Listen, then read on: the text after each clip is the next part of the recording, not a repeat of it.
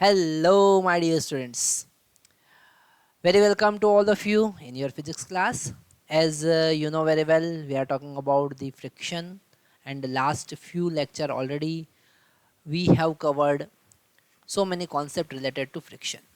Friction में हमने देखा the different categories of friction. What is meaning of static friction? What is meaning of limiting friction? And what is meaning of kinetic friction? You know very well why this limiting friction we have to use to check the condition for the motion. Okay, either this body, any block is moving on the surface or not by applying the force on it. तो ये हम सारे concept देख चुके हैं. अगर हमने theta angle पर इंक्लाइन फोर्स बॉडी पर लगाया है तो उसका एक्सेलरेशन क्या होगा, क्या कंडीशन होगी, मिनिमम फोर्स की क्या कंडीशन होगी, वो सारी चीज़ें हम देख चुके हैं. ओके, ये सारी चीज़ें आप लास्ट के वीडियोस में देख सकते हैं. आज हम बात करेंगे एक नए कॉन्सेप्ट की. फ्रिक्शन से रिलेटेड एक बड़ा इंटरेस्टिंग कॉन्सेप्ट हमेशा एग्ज़ाम में पूछा जाता है और वो आपको पता भी होना चाहिए.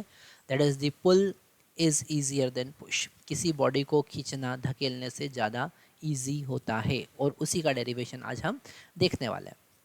तो यहाँ पर हमने सिंपल सा एक कॉन्सेप्ट लिया.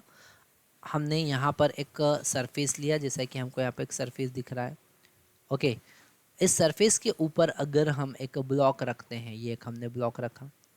ओके, और यहाँ पर अगर हम थीटा एंगल पर इस ब्लॉक को खींच रहे हैं. ओके, हमने थीटा एंगल पर सबसे पहले हम पुल का केस देखेंगे. ओके, ये थीटा एंगल पर, just a minute,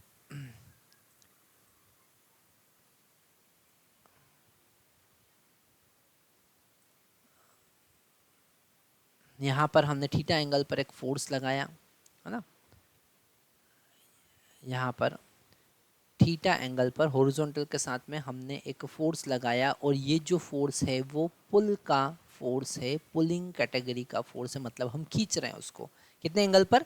theta angle पर हमने फोर्स लगाया है. ओके, तो अगर हम इसका मास m कंसिडर करें और FBD प्लॉट करते हैं. ओके, ये हमारा ब्लॉक है और इसका FBD अगर हम प्लॉट करें तो यहाँ पर इस पे कितने फोर्स लगेंगे. जो F फोर्स हमने थीटा एंगल पर लगाया है, इसके दो कंपोनेंट हम कंसिडर कर सकते हैं. एक हॉरिजॉन्टल कंपोनेंट होगा F cos थीटा, ओके, और एक वर्टिकल अपवर्ड कंपोनेंट होगा F sin थीटा. पर इस vertical component F sin theta के साथ में अपवर्ड डायरेक्शन में एक नॉर्मल रिएक्शन भी लगेगा. ये जो सरफेस है इस ब्लॉक पर एक नॉर्मल रिएक्शन लगाएगा और नीचे हमको पता है ग्रेविटी लग रहा है mg. ओके, और यहाँ पर पीछे की तरफ हम F फ्रिक्शन फोर्स लगाएंगे. ओके, तो अगर हम नॉर्मल रिएक्शन की वैल्यू यहाँ से कैलकुलेट करें, क्योंकि हम वर्टिकल डायरेक्शन के फोर्स को बैलेंस करेंगे, तो n sin theta plus normal reaction equal to mg, और नॉर्मल रिएक्शन यहाँ से हमारे पास मिलेगा mg minus F sin theta. अगर हम क्रिटिकल कंडीशन देखें कि ये ब्लॉक जस्ट स्टार्ट करने लगेगा और उसके लिए हम F का वैल्यू कैलकुलेट कर रहे हैं, और पहला केस हम देख रहे हैं, फर्स्ट केस हम देख रहे हैं पुलिंग का केस. ओके, फर्स्ट केस हम देख रहे हैं पुल का केस, जिसमें हम बॉडी को खींच रहे हैं थीटा एंगल पर. तो नॉर्मल रिएक्शन हमने फाइंड किया और यहाँ पर F cos थीटा अगर क्रिटिकल कंडीशन की बात करें तो वो F के बराबर होना चाहिए, और ये F जो है वो F मैक्स के बराबर होना चाहिए. मतलब कि लिमिटिंग फ्रिक्शन फोर्स के बराबर होना चाहिए. मतलब कि mu s into normal reaction के बराबर होना चाहिए. तो यहाँ पर अगर अब हम n का वैल्यू पुट करें तो F cos theta is equal to mu s into mg minus F sin theta. Okay, यहाँ से F का वैल्यू हम कैलकुलेट करते हैं, है ना. F का वैल्यू कैलकुलेट करने के लिए F cos theta as it is, और ये म्यू एस का अंदर मल्टीप्लाई करके जो सेकंड टर्म है वो इधर एडिशन में आ जाएगा, तो मिलेगा mu s F sin theta is equal to mu s into mg.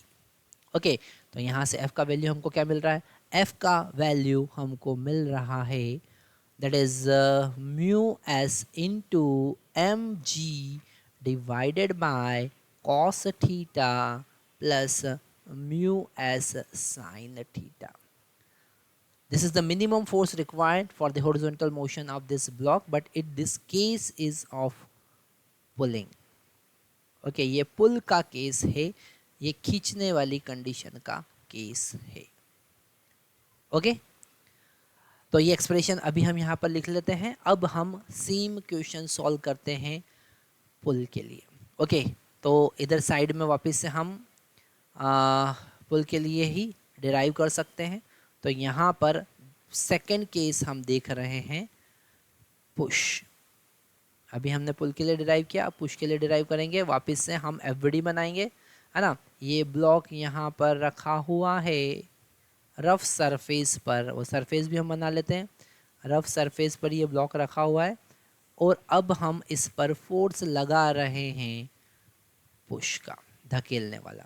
तो ये धकेलने वाला हमने फोर्स लगाया. कितने एंगल पे लगाया बच्चा लोगों, ये फोर्स हमने लगाया है थीटा एंगल पर. जैसा इस कंडीशन का केस था वैसे ही ये केस लिया. ओके इसका ब्लॉक का मास हमको पता है m है. ओके अब हम इस ब्लॉक का एफबीडी बनाते हैं. हमने ये कंडीशन ड्रॉ किया, अब इसका एफबीडी बनाते हैं. ये ब्लॉक है हमारे पास में और इसका मास m है. इस पर इस f के, अब ये f फोर्स को हम आगे एक्सटेंड कर सकते हैं. इस f फोर्स को हम आगे एक्सटेंड कर सकते हैं और इसका हॉरिजॉन्टल कंपोनेंट जो होगा वो होगा f cos थीटा और वर्टिकल डाउनवर्ड कंपोनेंट mg तो होगा ही सही, प्लस इसके साथ में f साइन थीटा भी आ जाएगा. इस केस में नॉर्मल रिएक्शन वर्टिकल अपवर्ड और उसका वैल्यू अगर हम कैलकुलेट करें, पर यहाँ पर हम पहले फ्रिक्शन की भी बात कर लेते हैं. फ्रिक्शन बैकवर्ड लगेगा. ओके तो हमने यहाँ पर जस्ट अ मिनट. ओके तो हमने यहाँ पर क्या देखा, हमने यहाँ पर देखा कि this normal reaction now will become m g plus f sine theta. ये नॉर्मल रिएक्शन हो जाएगा, है ना, जो वर्टिकल अपवर्ड है वर्टिकल डाउनवर्ड के बराबर होगा. और यहाँ पर एफ कॉस थीटा तो फ्रिक्शन फोर्स के बराबर है, मतलब mu s into normal reaction के बराबर है. इसका वैल्यू हम फिर से यहाँ पर पुट करेंगे तो हमको क्या मिलता है जरा देखते हैं हम. F cos theta is equal to mu s and the bracket what is the normal reaction, that is mg plus f sin theta. Okay तो यहाँ से f का वैल्यू हम फिर से कैलकुलेट करने के लिए जो सेकंड टर्म है उसमें म्यू एस का मल्टीप्लाई करके लेफ्ट हैंड साइड लेके आएंगे तो वो नेगेटिव हो जाएगा f साइन थीटा और राइट हैंड साइड हमको केवल मिलेगा mu s into m g. तो यहाँ से अगर f का वैल्यू अब हम लिखें तो वो होगा mu s into m g divided by cos theta minus mu s sine theta. और ये केस हमने किसके लिए डिराइव किया है, ये केस हमने डिराइव किया है पुश के लिए. किसके लिए डिराइव किया है, पुश के लिए. अब अगर इन दोनों एक्सप्रेशन को हम ध्यान से देखें, है ना, जो आपको देखना है अब, है ना, इन दोनों एक्सप्रेशन में क्या डिफरेंस है. अगर आप ध्यान से देखेंगे तो हमको समझ में आ रहा है कि यहाँ पर बीच में पॉजिटिव है और यहाँ बीच में नेगेटिव है. ओके फर्स्ट केस का अगर हम डिनोमिनेटर देखें तो वो बड़ा है. डिनोमिनेटर क्या है, बड़ा है, तो फोर्स जो रिक्वायर्ड होगा वो छोटा होगा. सेकंड केस का अगर डिनोमिनेटर देखें, चूंकि नेगेटिव साइन बीच में आ रहा है, ये नेगेटिव साइन बीच में आ रहा है तो इसका डिनोमिनेटर क्या होगा, छोटा होगा. तो न्यूमरेटर ये वैल्यू क्या होगी, बड़ी होगी. ओके तो हम यहाँ पर सीधा सीधा लिख सकते हैं कि जो फोर्स हमको पुल के केस में चाहिए वो पुश के केस से कम होगा. ओके पुश के केस से कम होगा. यहाँ पर क्लियरली हमको दिख रहा है कि नॉर्मल रिएक्शन जो है पुल के केस में डिक्रीज हो जाएगा और पुश के केस में इंक्रीज हो जाएगा. और इसलिए वहाँ पर जो रिक्वायर्ड फोर्स है वो हमको ज़्यादा लगेगा क्योंकि फ्रिक्शन फोर्स बढ़ जाएगा. This friction force is directly proportional to the normal reaction. That's why this case is happening here. So I think this concept very much you have understood. Okay, and in the next lecture we will talk about if any body placed on vertical, placed नहीं कहेंगे उसको, okay अगर हमने कोई force की help से vertical wall पर कोई बॉडी को सपोर्ट करके रखा है, so what are the condition, वो हम आगे नेक्स्ट लेक्चर में देखने वाले हैं. Thank you very much.